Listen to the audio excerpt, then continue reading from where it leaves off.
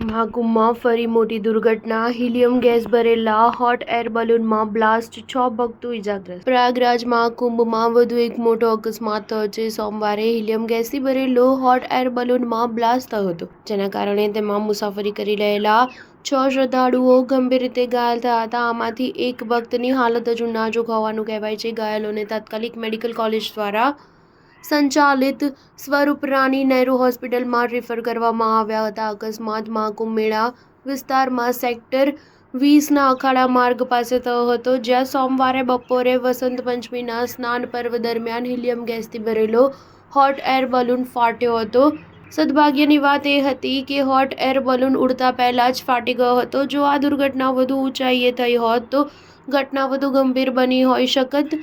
ઘટના બાદ તમામ ઘાયલોને તાત્કાલિક એમ્બ્યુલન્સ દ્વારા મહાકુંભની સબ સેન્ટ્રલ હોસ્પિટલમાં દાખલ કરવામાં આવ્યા હતા. આ અકસ્માતમાં હોટ એર બલૂનમાં સવાર 27 વર્ષીય પ્રદીપ, 13 વર્ષીય અમન, 16 વર્ષીય નિખિલ, 50 વર્ષીય મયંક, 32 વર્ષીય લલિત અને 25 વર્ષીય શુભમ ઘાયલ થયા છે. જેમાંથી પ્રદીપ અને નિખિલ ઋષિકેશના રહેવાસી છે, જ્યારે અમન હરિદ્વારનો છે, લલિત મધ્યપ્રદેશના ખરગાનો છે, શુભમ ઇન્દોરનો છે અને મયંક પ્રયાગરાજનો છે. અગાઉ મૌની અમાવસ્યાના દિવસે મહાકુંભમાં નાસભાગ થતાં અનેક લોકોએ જીવ ગુમાવ્યા હતા. સ્ટાર ન્યૂઝ 7 હંમેશા સચ્ચાઈની સાથે.